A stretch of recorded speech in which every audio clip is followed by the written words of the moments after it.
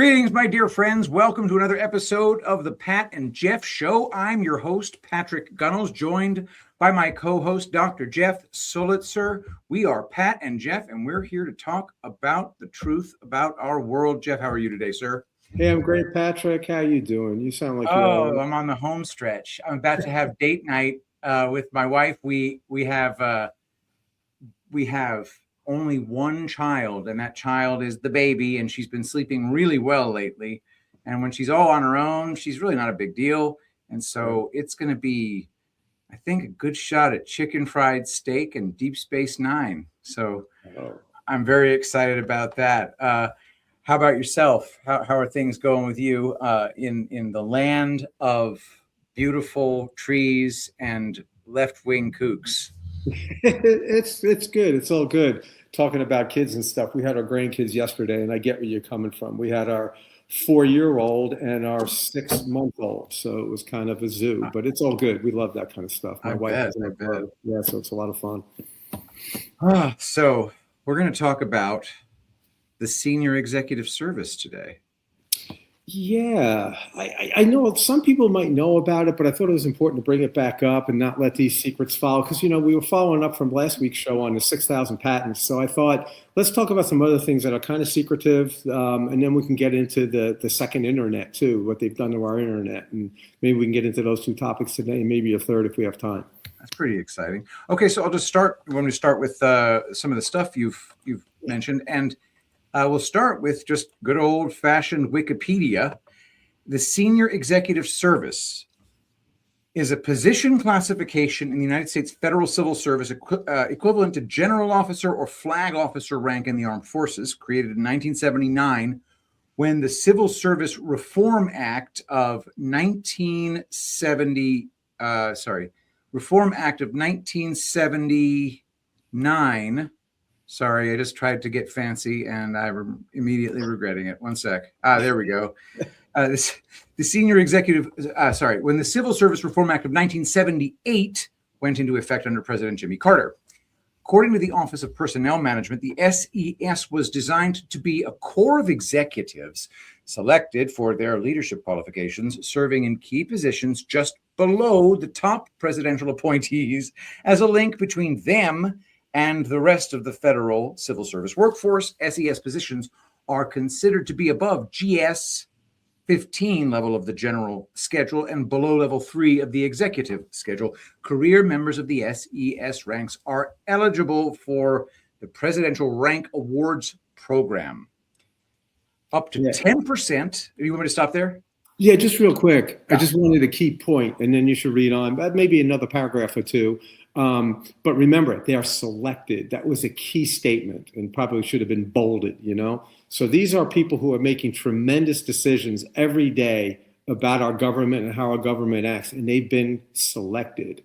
So I just wanted to call that out. I think they probably tell the Secretary of Homeland Security, yeah, we're not doing it that way. Mm-hmm. Yep.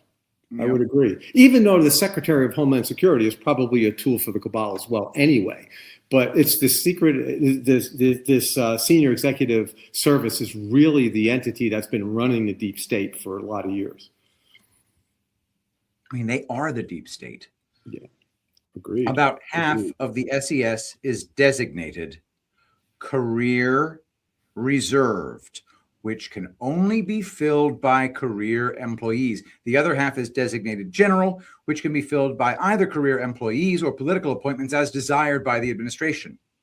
And this is illegal. They can't do this. Due to the 10% limitation, most general positions are still filled by career appointees.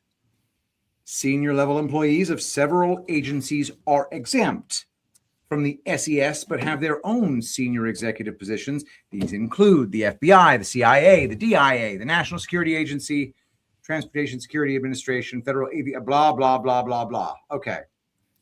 So let's talk about those career appointments, right? They have to be people who've been doing it. Now, there's a consistency here, not only in government, but for those of you who have been in corporate America, it's that way as well in a lot of corporations. And I can tell you my experience with the Blue Cross Blue Shield systems. I spent, 15 years plus working for them. there were people that were proud that they were there for 40 years. And I'm sitting there going, you've been here 40 years? Like, where do the new ideas come from? Well, that's the secret. There are no new ideas, right? And I was always considered as the new guy, the interloper that was probably going to be gone in a short period of time because I didn't grow up in the Blue Cross system. So especially in the one in the Pacific Northwest or the one in California or the one wherever I've been, where I've worked, Colorado, it's crazy. So, but that's just the tip of the iceberg. So not only is this strategy been employed by the deep state in government, but it's been applied all over the place. Education with tenure. It's been applied in corporate America with the way corporations have been run. And I could never figure out why a company would do that until I got awake in 2020, 2021. I'm like, whoa, now it makes all sense why I worked the way I worked and had to bang my head against the wall against all these people because they were there on purpose to keep everything the way it was, not to create new ideas. Crazy. Is this how all corporations end up when they get big enough? Yes. I know people in the audience are working for corporations. They might say, well, kind of yes, kind of no. But I can tell you my experience is as the corporation grows and matures, it gets like this. It becomes senior, career people. You don't get any new ideas anymore. And everybody's in these silos so that you don't know what's going on with the people right next to you. And that's by design because they don't want you to know the overall picture of what's going on. And when nefarious stuff is happening, you're like, I didn't know that was happening. And like I said, I worked for Blue Cross companies for a lot of my career. I didn't know what was really going on. I knew what was going on in my world, and I was doing my best for our covered members and our doctors that were participants. But I didn't know they were stealing money and doing all sorts of crap with the medical system. I didn't know that. I know it now. Okay. Yeah. Senior level employees of several agencies are exempt. All right. Adverse actions. SES career appointees have civil service protections. They may only be fired or suspended for more than 14 days for misconduct, neglect of duty, malfeasance, or failure to accept a directed reassignment or to accompany a position in a transfer of function. These adverse actions may be appealed to the Merit Systems Protection Board. Oh, God. All right. So first of all, Jeff, if I'm president, I'm going to say I'm reassigning you to monitor my balls. And you have to sit in this closet over here. And every now and then you get to look at my balls. That's your new assignment. Right. Do you think that there's a possibility that that would be thwarted by the Merit System Protection Board? I do. I think that protection board is exactly doing what it's doing. It's protecting the system and the career people who are appointed. So, yeah. So you're getting to see how it works. All right. An SES career appointee can also be reassigned within the SES or from the SES into a competitive service position based on performance ratings. A single unsatisfactory performance rating makes them eligible for reassignment. Okay, bam, I'm the president. Here is your rating, you're unsatisfactory. I'm wondering who gets to give them unsatisfactory performance ratings, although it is not mandatory. However, they must be removed from the SES if they receive 2 unsatisfactory ratings in a period of 5 consecutive years or 2 less than fully successful ratings within 3 consecutive years. Reassignments may not be appealed to the Merit Systems Protection Board.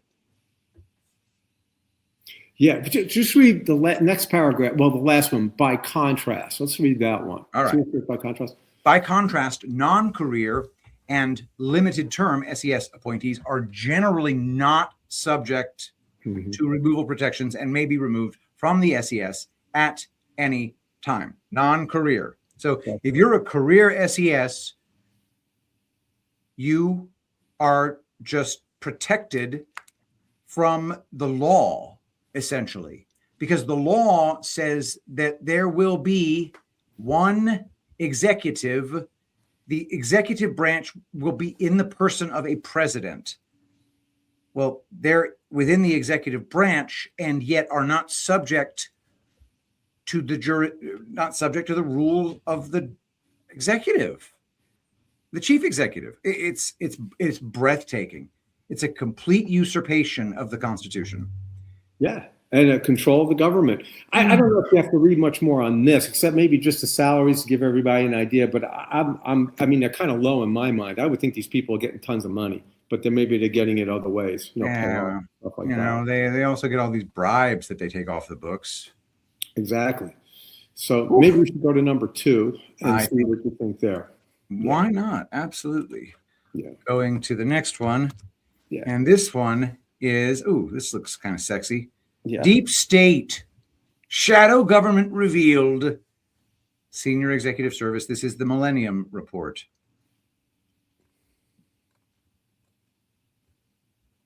By Anonymous Patriots. Aimfortruth.org. Most people know that a new president gets to name over 4,000 political appointees when they're elected. This political cronyism is partisan politics and fills our bloated government with unqualified employees. Some think that these are the people that comprise the deep state. But the deep state is much deeper than that. There is a much more sinister system in place that controls Washington, D.C.'s bureaucracies through an actual organized shadow government called the deep state. It is the heart of the swamp. And in this American intelligence media citizen intelligence report, we are going to show you exactly who they are and how we can remove them. The Washington, D.C. deep state is a group of 8,156 appointed main managers in 75 federal agencies that control the executive bureaucracy and tell new political appointees what they can and cannot do. Yes, that's right. The deep state is an official government program, well organized, comprehensive, and in charge. Out of the 8,156 members who make up this deep state of ensconced bureaucrats, over 7,000 were appointed by Obama. These are the Obama holdouts who still control the executive branch of government a full year after Trump has come into office. This was, by the way, this was written in 2018. Obama expanded the existing program of deep state managers and appointed over 7,000 of the 8156 bosses who are called the Senior Executive Service. Some call it the shadow government, and it is true that this federal cabal works in the shadows. Have you ever heard of such a group? Some call it Obama's army. Let's review what we know about the power of political appointees who hold important leadership and policymaking positions. There are 4 basic types of appointments. Presidential appointments with Senate confirmation, 1,200 of those, including the cabinet secretaries and their deputies, the heads of most independent agencies and ambassadors who must be confirmed by the Senate. Presidential appointments without Senate confirmation, 353 of those. They make up the White House staff, although they are scattered also throughout many of the smaller federal agencies. Non-career SES, that's people who work in key positions just below the top presidential appointees. And then Schedule C. There are 1,403 Schedule C appointees who serve in a confidential or policy role. They range from schedulers and confidential assistants to policy experts. The SES in 2016 had 8,156 members who were appointees, and Obama appointed over 7,000 of them. Most of these appointees do not arise from inside the respective agencies through a merit system and often are not qualified. It is little known that there are many more SES appointees than any other type of political appointment. The key bosses in the federal government's SES program are not only unqualified cronies, but they are also paid more than the highest government rate of G15. They can even get bonuses, and each agency can set the salary of each SES member, which has no top range. It is a recognized bureaucrat function that pays the best salaries in federal work. The SES plays a critical role in every presidential transition, supporting and educating political appointees about how government works, and often temporarily serving in top agency jobs during the lengthy appointee confirmation and onboarding process. The article below describes the transition function of the SES. Nearly 70% of SES are about to experience their first presidential transition as executives. From the way the state's senior executive service describes itself on its website and other publications and articles, you wouldn't know that it is describing a shadow government unless you looked carefully at what was actually being said and done.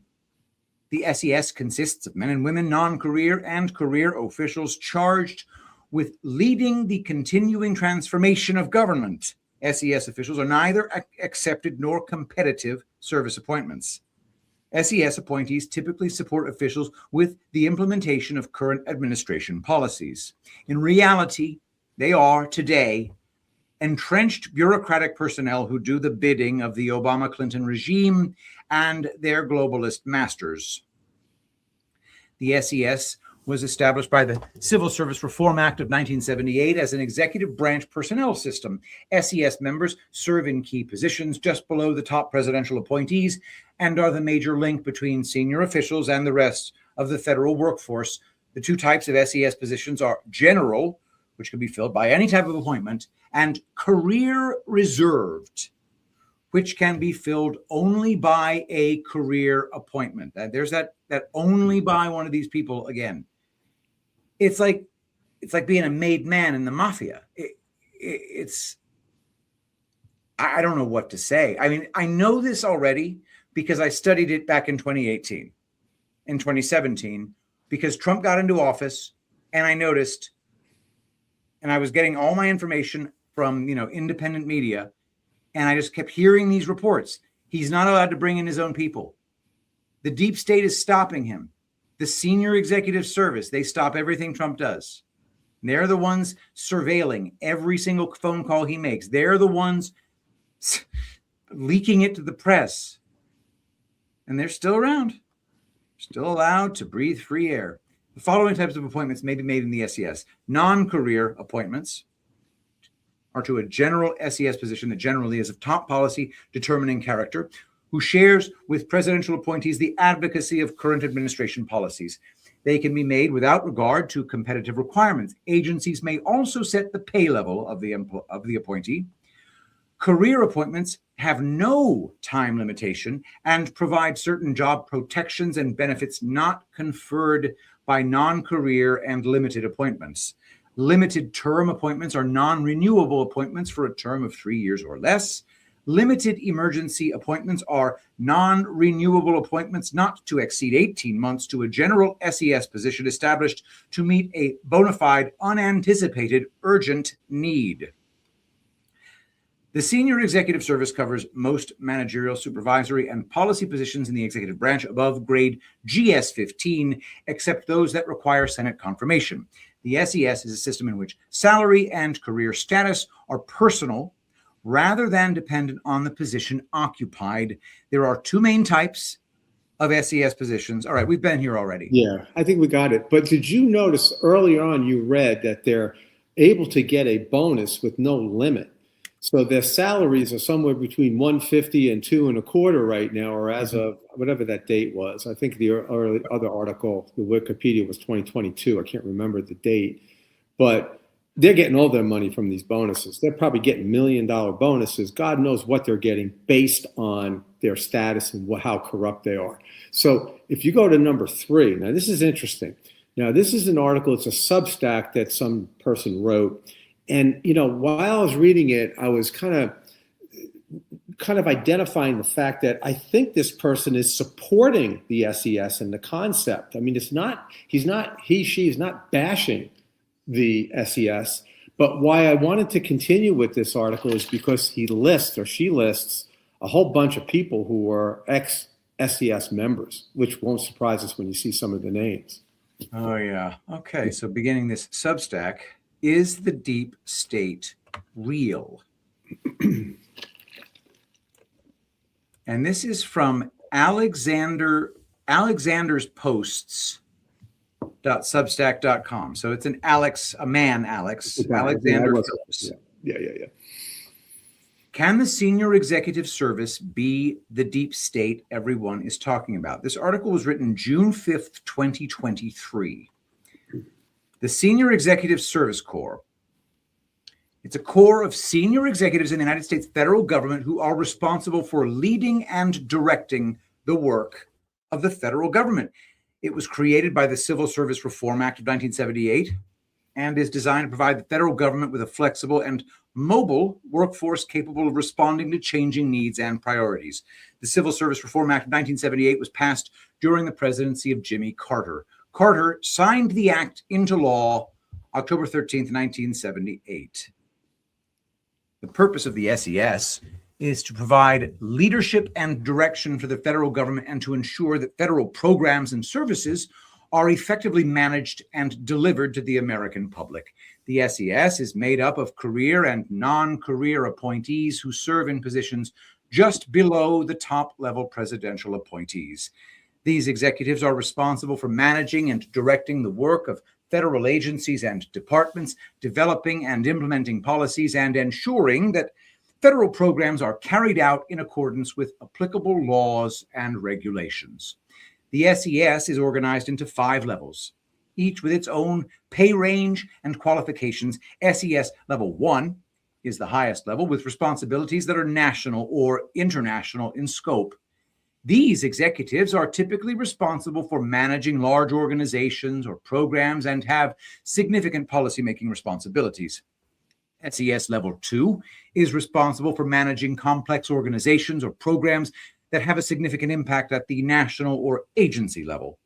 SES Level 3 is responsible for managing organizations or programs that have a significant impact within their agency or department.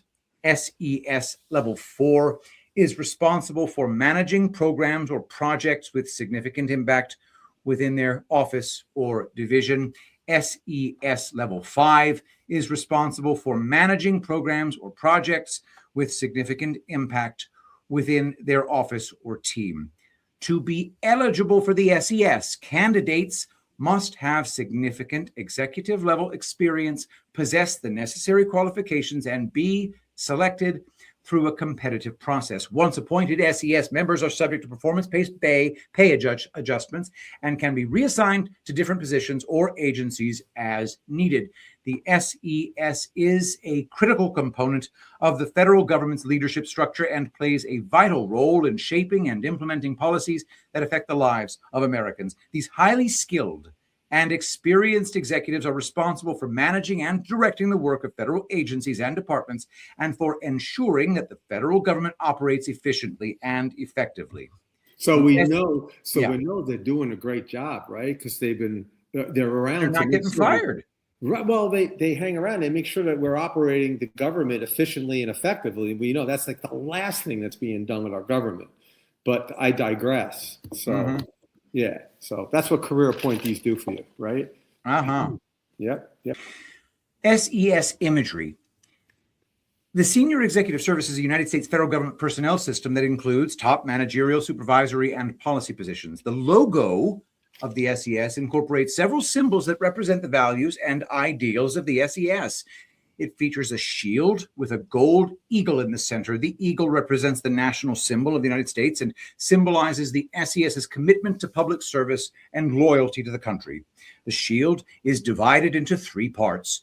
The blue background on the top part represents the executive branch of the federal government. I should probably pull up the SES logo, right? Yeah.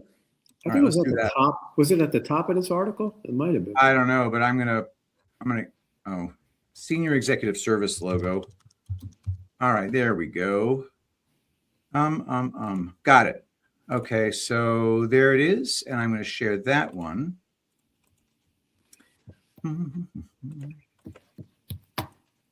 There it is.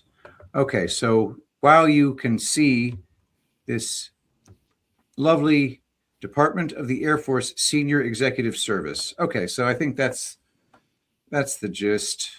And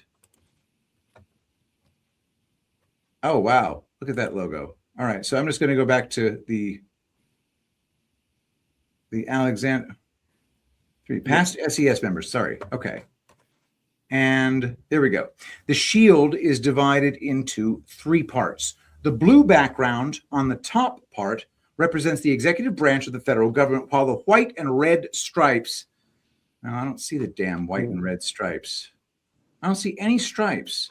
I don't see that I either. mean, they're not white and red. They're white and gold, but whatever. The blue background on the top part represents the executive branch of the federal government, while the white and red stripes on the bottom part represent the American flag and the values of democracy, freedom, and justice. The two laurel branches, which I do not see, on the sides of the shield represent achievement and excellence. They signify the SES's commitment to recognizing and rewarding outstanding performance, as well as its dedication to promoting high standards of professionalism and integrity. Finally, the SES motto, excellence in leadership and service, is inscribed at the bottom of the shield. All right, I get the idea. I don't see a shield. Okay, I got the wrong something or other here. Anyway, moving on. I got the wrong logo.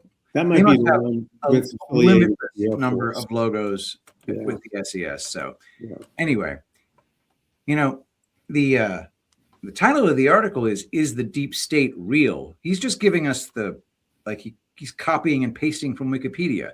Notable members of the SES.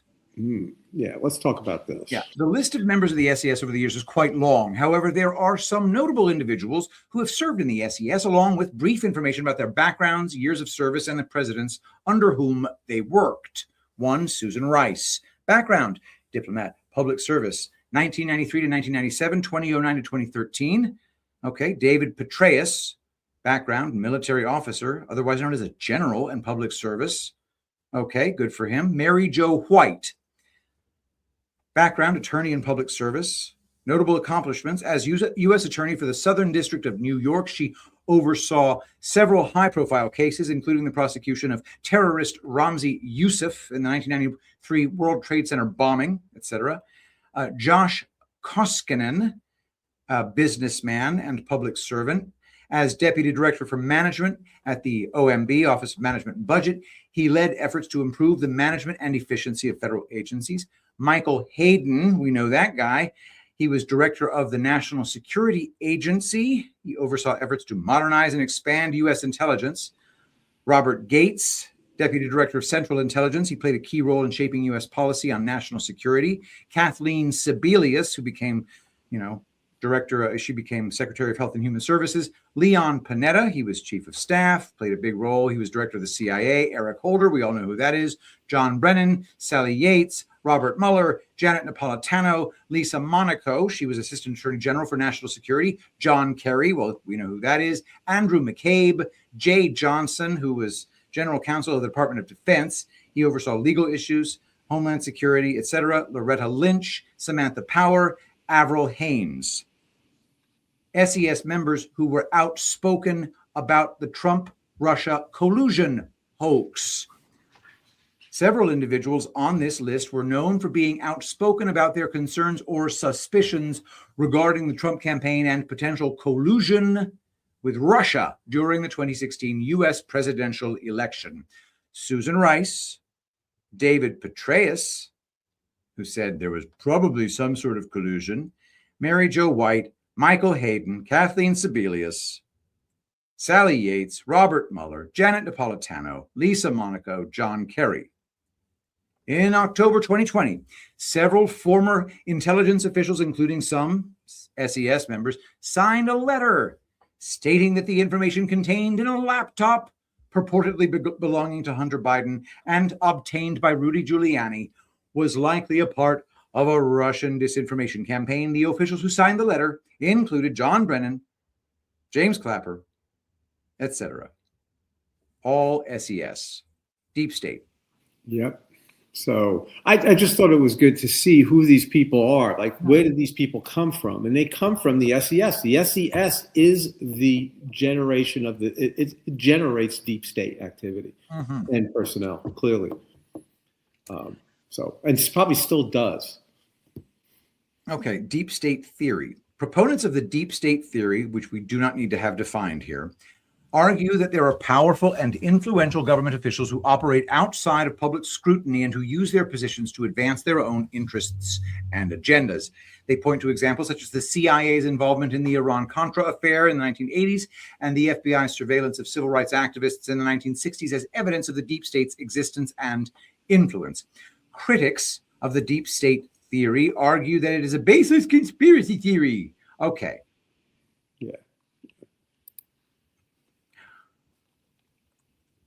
I'm going to skip through this. Yeah, I don't know if there's anything else that we need on this, but I just wanted to present this to our audience just for people. I mean, we've heard about the SES from time to time, but it hasn't really been spoken about in a while.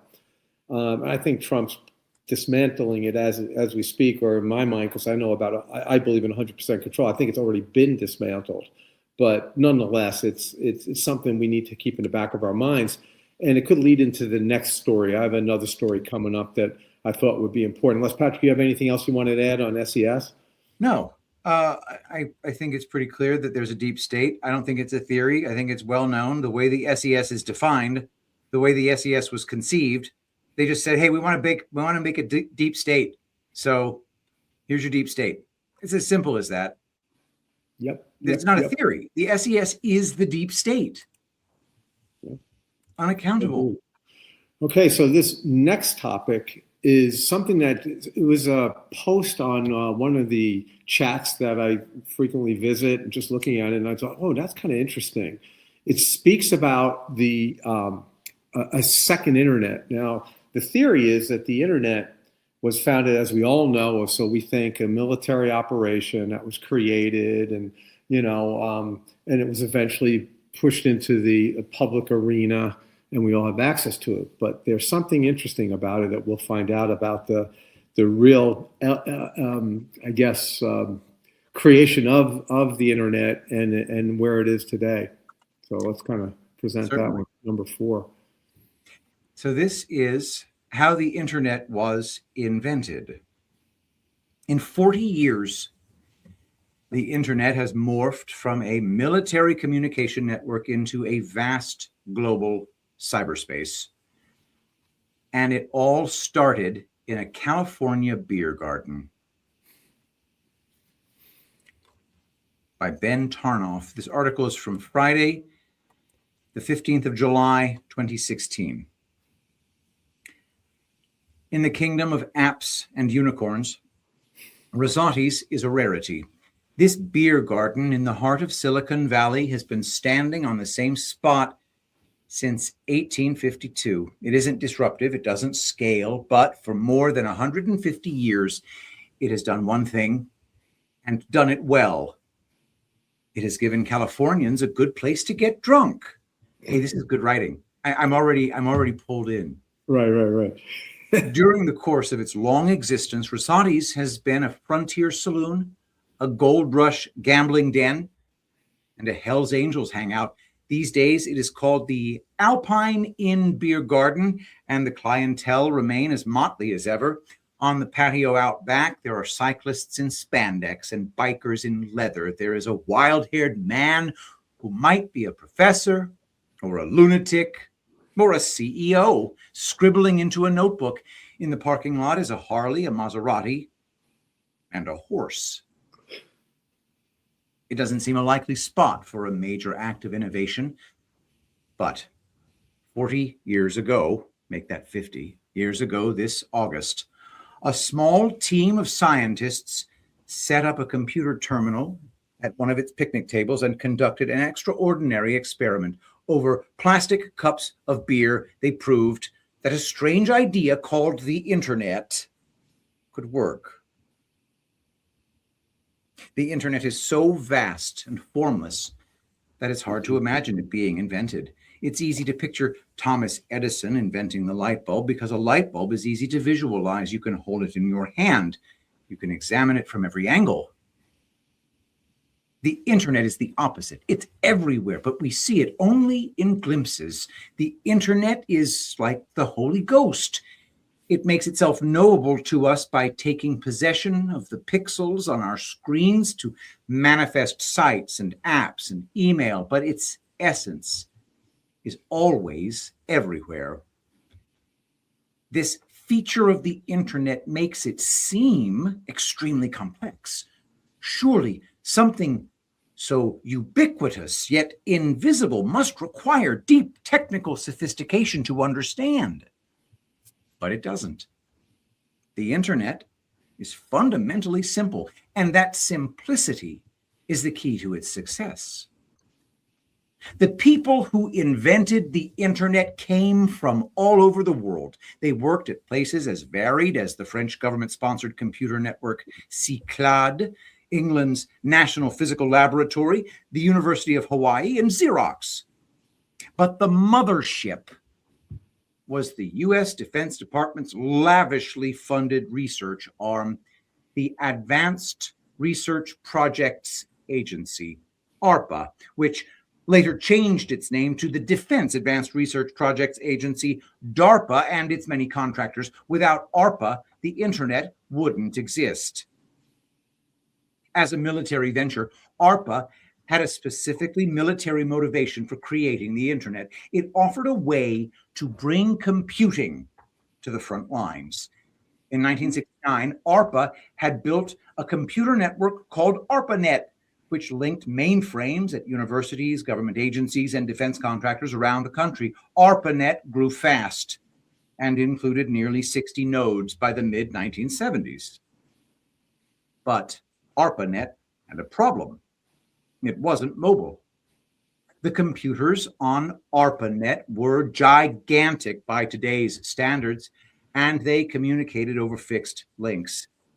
That might work for researchers who could sit at a terminal in Cambridge or Menlo Park, but it did little for soldiers deployed deep in enemy territory. For ARPANET to be useful to forces in the field, it had to be accessible anywhere in the world.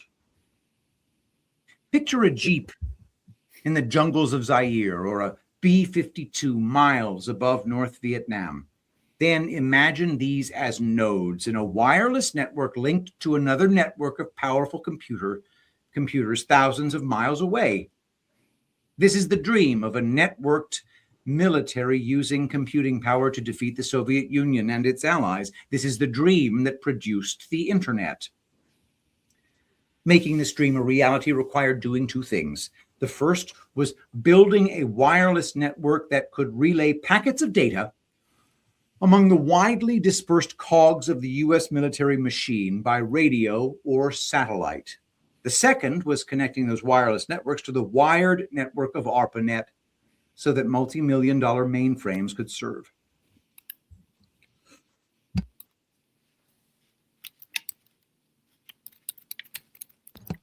Could serve soldiers in combat. Internetworking, the scientists called it. What do you think so far? Oh. Well, this is the story we've heard all along, that it was a military creation. They enrolled or sought this assistance of some university and some other scientists, and they created this thing, right? This internet, so they could communicate. So that's kind of what we hear so far. So again, this is the mainstream story. We're going to get to something after this that is really interesting. So I think it's great, though. Keep going. It's fabulous. Okay. Trying to move data between networks was like writing a letter in Mandarin to someone who only knows Hungarian. Internetworking is the problem the internet was invented to solve. It presented enormous challenges. Getting computers to talk to one another, networking, had been hard enough. But getting networks to talk to one another, internetworking, posed a whole new set of difficulties because the networks spoke alien and incompatible dialects. Trying to move data from one to another was like writing a letter in Mandarin to someone who spoke only Hungarian and hoping to be understood. It didn't work. In response, the architects of the internet developed a kind of digital Esperanto, a common language that enabled data to travel across any network. In 1974, two ARPA researchers named Robert Kahn and Vint Cerf published an early blueprint. Drawing on conversations happening throughout the international networking community, they sketched a design for a simple but very flexible protocol, a universal set of rules for how computers should communicate. These rules had to strike a very delicate balance. On the one hand, they needed to be strict enough to ensure the reliable transmission of data. On the other, they needed to be loose enough to accommodate all of the different ways that data might be transmitted. It had to be future-proof, Cerf tells me. You couldn't write the protocol for one point in time because it would soon become obsolete. The military would keep innovating. They would keep building new networks and new technologies. The protocol had to keep pace. It had to work across an arbitrarily large number of distinct and potentially non-interoperable packet switch networks, Cerf says, including ones that hadn't been invented yet. This feature would make the system not only future-proof, but potentially infinite. If the rules were robust enough, the ensemble of networks could grow indefinitely, assimilating any and all digital forms into its sprawling, multi-threaded mesh. Eventually, these rules became the lingua franca of the internet. But first, they needed to be implemented and tweaked and tested over and over and over again. There was nothing inevitable about the internet getting built. It seemed like a ludicrous idea to many, even among those who were building it. The scale, the ambition. The internet was a skyscraper, and nobody had ever seen anything more than a few stories tall, even with a fire hose of Cold War military cash behind it. The internet looked like a long shot. Then, in the summer of 1976, it started working.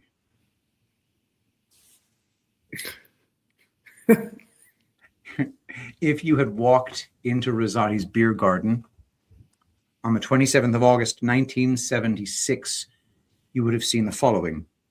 7 men and 1 woman at a table, hovering around a computer terminal, the woman typing. A pair of cables ran from the terminal to the parking lot, disappearing into a big gray van.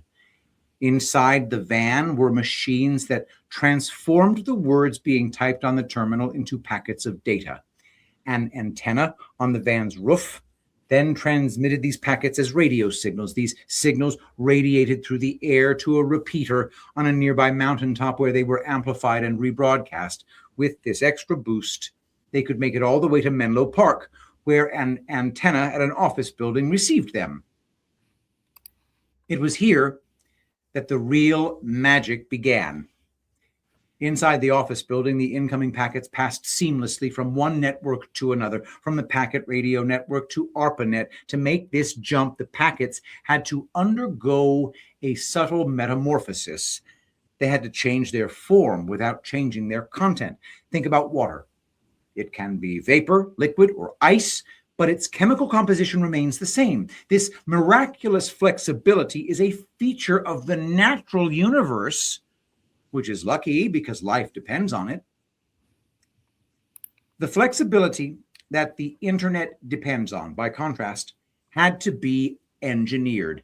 And on that day in August, it enabled packets that had only existed as radio signals in a wireless network to become electrical signals that in the wired network of ARPANET. Remarkably, this transformation preserved the data perfectly. The packets remained completely intact. So intact, in fact, that they could travel another 3,000 miles to a computer in Boston and be reassembled into exactly the same message that was typed into the terminal at Rosati's. Powering this internetwork odyssey was the new protocol cooked up by Kahn and Cerf. 2 networks had become one. The internet worked. Yeah, I don't know. Do you need to? I don't know if you want to go any further. They go into some more detail. Again, this is The Guardian. They were doing this story on this. They talk about these people. I mean, I'm not hearing anything about Al Gore. Wasn't Al Gore supposed to be the father of the internet? I don't. Well, you know what? Here's the thing. Yeah. The internet was built by the government. Was Al Gore wrong when he said we took the initiative in creating the internet? That's what the government did. It was created by the U.S. government. They funded it. So here's what he's saying. We gave them the fire hose of money. That's what Al Gore was actually saying. Fair enough. Is he wrong? Well, fair enough. But to me, that's still a mainstream story. I mean, I believe that the internet was here centuries ago. Sure. I think it's technology, part of these 6,000 patents that's being released, part of the technologies that have been forever suppressed and brought to us in little bits, little doses, make us feel like we're getting smarter and we're progressing. Like, it's ridiculous. It's pathetic. But that's my belief. You guys can believe whatever you want. But yeah, I don't believe the military created this either. I think this was here before. I think they found it, like they founded all these buildings. So that were here before. It was a technology that was given to us, I don't know about millions of years ago, but hundreds of years ago. But anyway, I digress. So the next article is interesting because what this talks about is we've talked about ARPA, the initial, according to the mainstream story, an initial entity within the military that sort of thought of this idea and created this idea. Let's see what this person is stating, and this is like within the last 2-3 weeks. This is interesting. Now we're talking. All right, here we go. This is more of the fun stuff. You got to always do the mainstream media. You got to do the work. You got to do the work first. Yeah, exactly. They found a second internet. It's been running since 1977. This is by Paul White, Gold Eagle. The internet you use, the one with Google, social media, news sites, is layer 1, the public layer, the layer they gave you in 1993 and told you it was everything. It's not everything. It's the lobby. An NSA contractor currently under military protection at an undisclosed location provided documentation of a parallel network designated ARPA-7, not ARPANET, not the internet's ancestor, a separate system that branched off in 1977 and was never connected to the public grid. ARPA-7 operates on a completely different protocol stack, different addressing, different routing, different encryption. It cannot be accessed from any commercial device. No browser reaches it, no search engine indexes it, no VPN tunnels into it.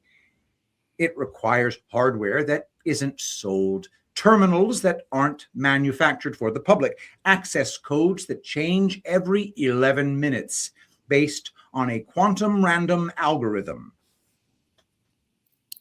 Who uses it? The documentation lists 4,200 active terminals worldwide, located in every major intelligence agency, every central bank, every military command structure in NATO, and here's where it gets dark, 147 private residences. 147 individuals have ARPA-7 terminals in their homes, not their offices, their homes. People who are not government employees, not military, not intelligence officers, private citizens with access to a network that contains everything the public internet was designed to hide from you. What's on ARPA-7?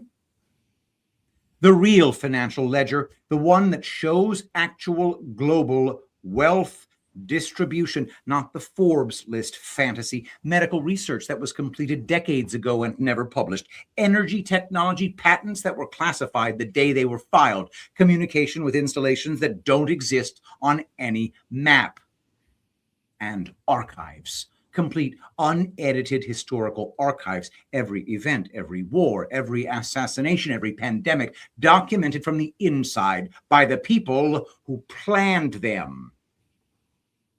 The public internet was never meant to inform you.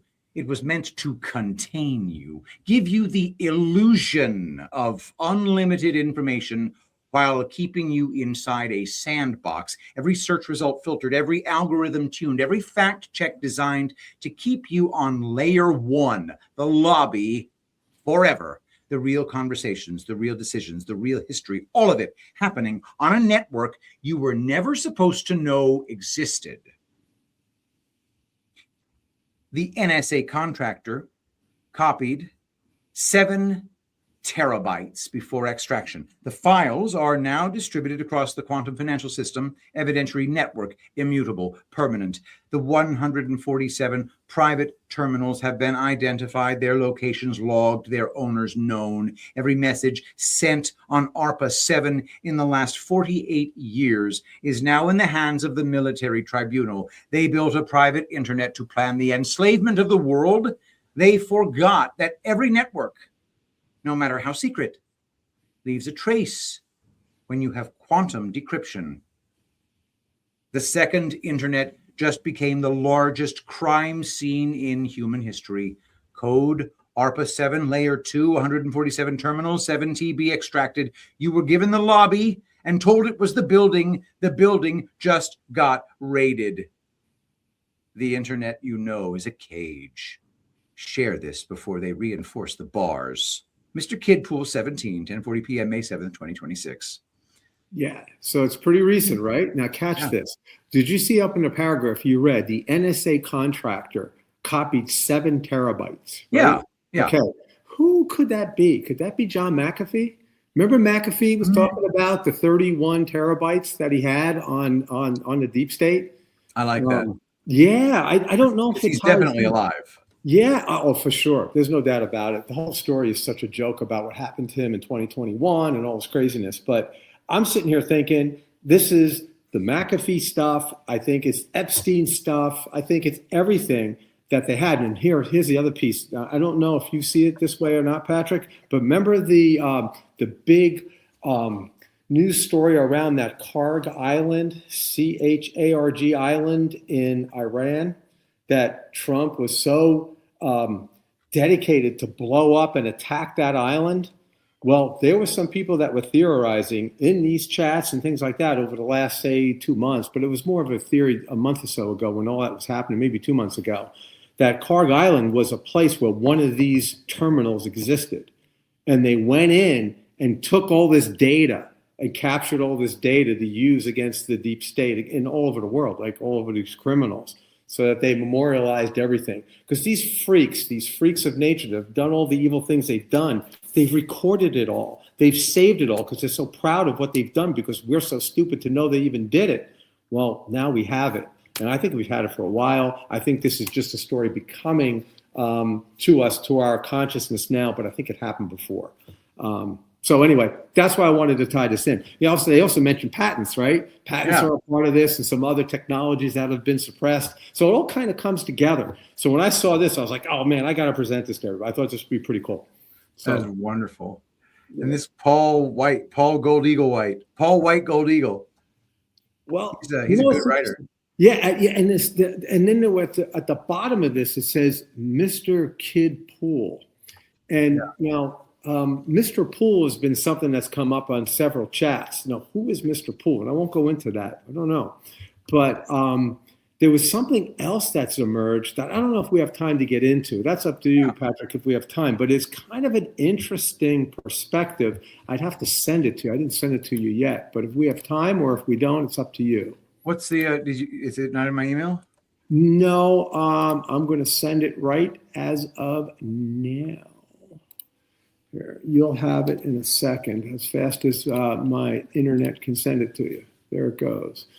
So it's just it's the public internet. It's not the real internet, not the cool internet. No, this what it's titled is "What is Really Going On," and there are 2 things here.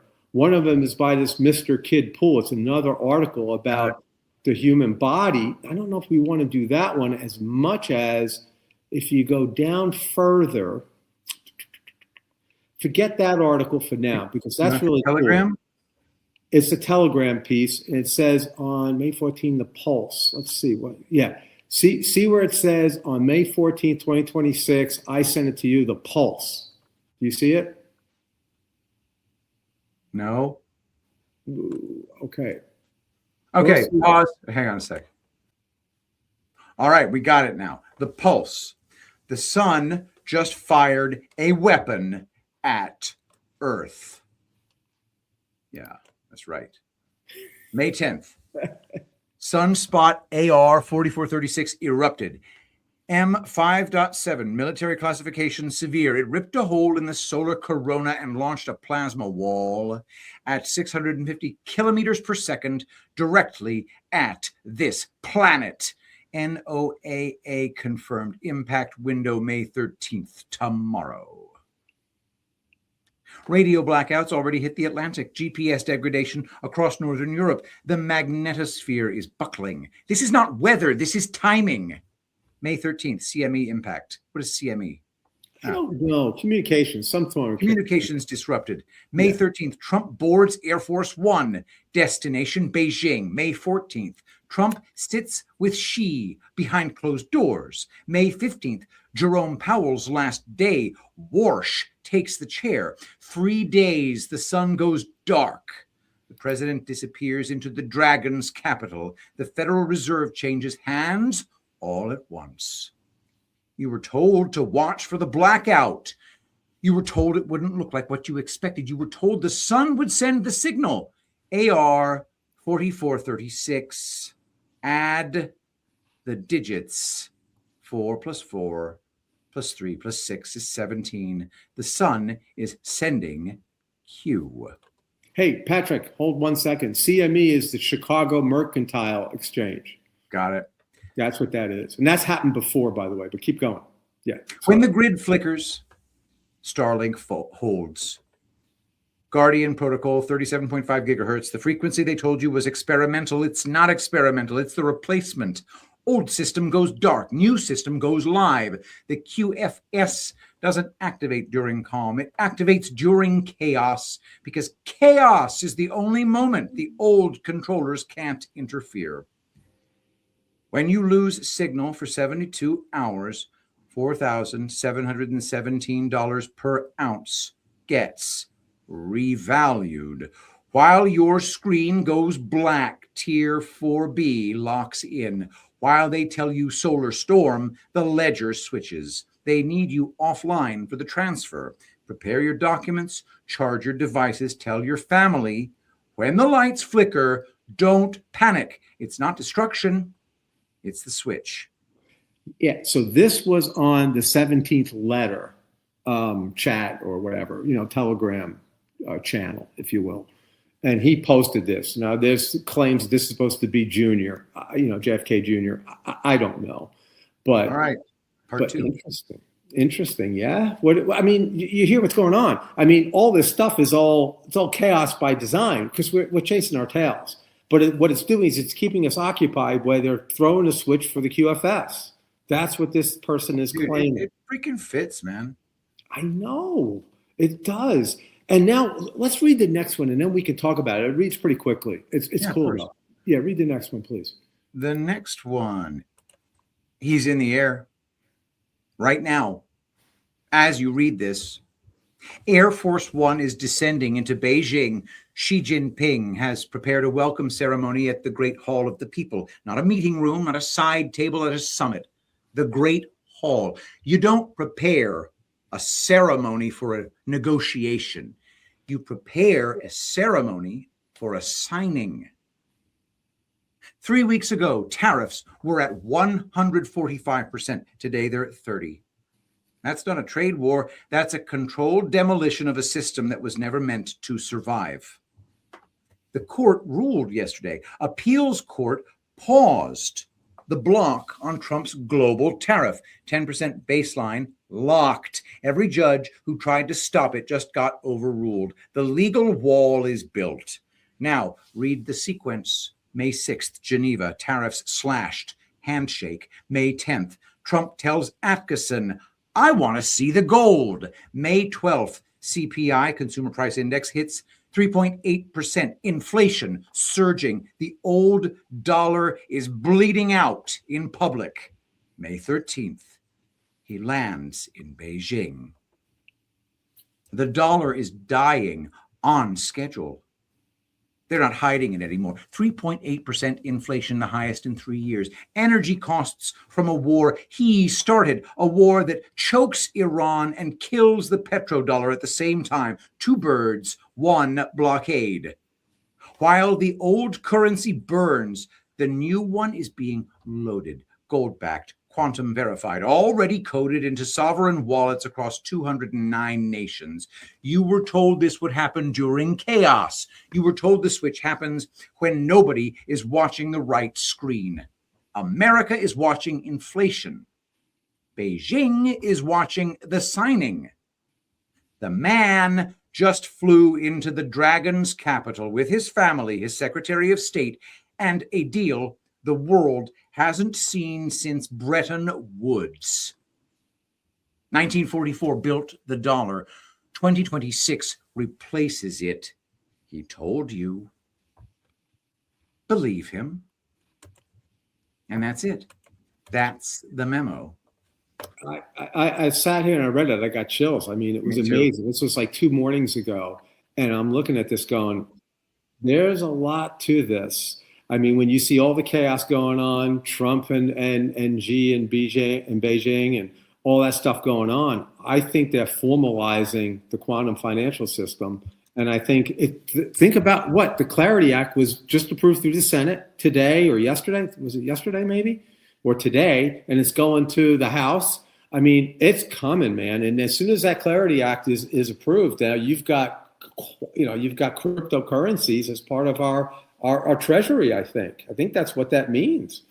So all of it's going on while we're sitting here worried about some Iran war, watching the gas prices going at $6 a gallon here in the Pacific Northwest. I mean, you know what they're doing. It's all look over here, but we're doing stuff over there. You know, it's kind of cool. It's exciting, I think. It's very exciting.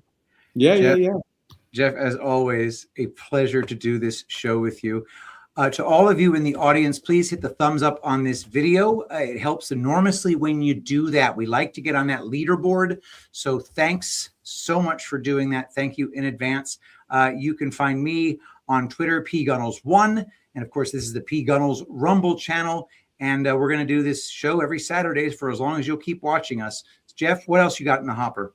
Hey, I got nothing else. It's all good. This is what we do. Love it. It's so much fun. And thank you for allowing me to do it, Patrick. It's a thrill. Thanks for being here. Everybody, thank you so much for watching, and we will see you next time. Bye, guys.